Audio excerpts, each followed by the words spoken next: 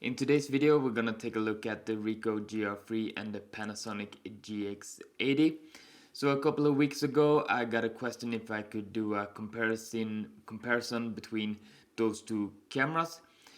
Now, because the Ricoh GR3 and the Panasonic GX80 really is two completely different camera systems, it's really hard to do a true comparison between those two cameras.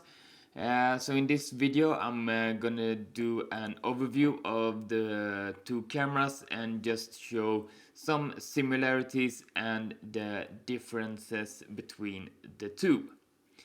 So the Ricoh GR3 is an APS-C sensor camera with a fixed 28mm lens, which is retractable, so you press it on and the lens moves out, and you press off, it will retract back into the camera body. The Panasonic GX80 is an micro four thirds sensor, and it has an interchangeable lens system. So that is one of the main differences between the camera system. I would argue that both camera systems take great images, so if you choose one or the other you will get great images out of the cameras.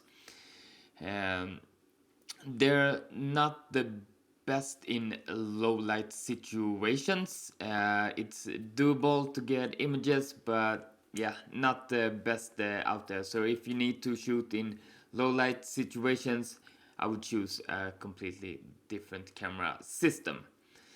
If you want video mode on your camera, both camera has it. I would say that the Ricoh GR3 doesn't have the best video mode, but I got a viewer said that he thought that the video mode on the Ricoh GR3 was great because it gave a vintage feeling to the video. And yeah, I would say if you like vintage video, then the Ricoh GR3 video mode is perfect for that. But if you want clean, neutral, good video, then the Ricoh GR3 is not the camera to buy. On the other hand, Panasonic GX80 has a full 4K resolution and produces really nice video. So if you want video, then I think you should consider the Panasonic GX80, and I think it's absolutely amazing that you can get really good 4K from such a small body.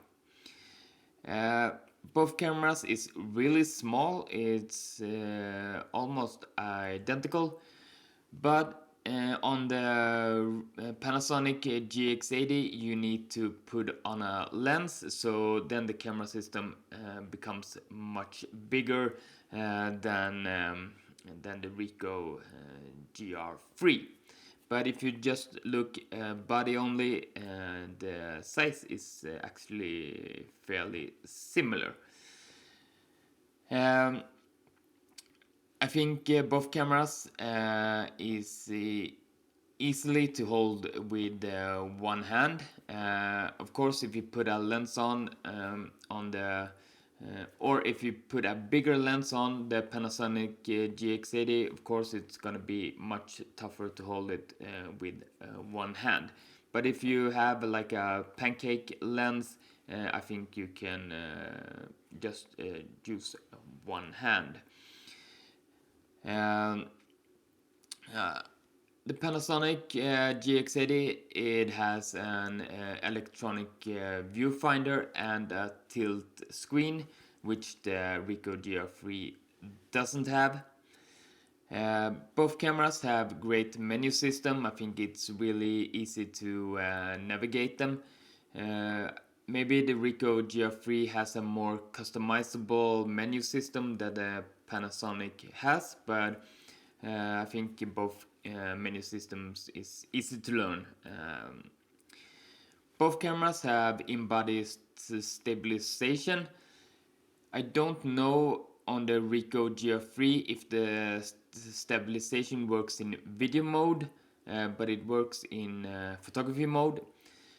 On the Panasonic GX80, the stabilization works in both photography mode and video mode, and it works just perfect. I think it's really, really great.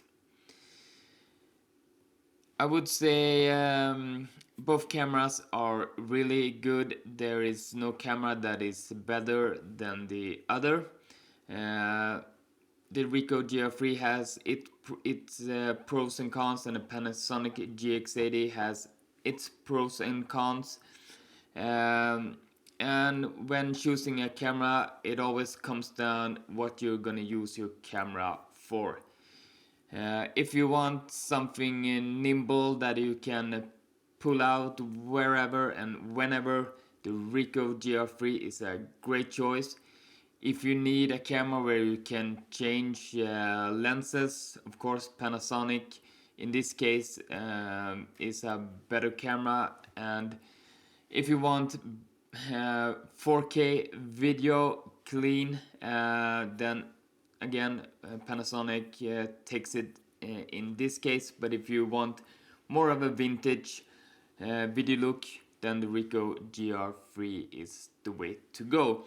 So whichever camera you choose, it really depends on what you're going to use the camera for. But if you just want really good photography images, then you can choose whichever feels the best for you.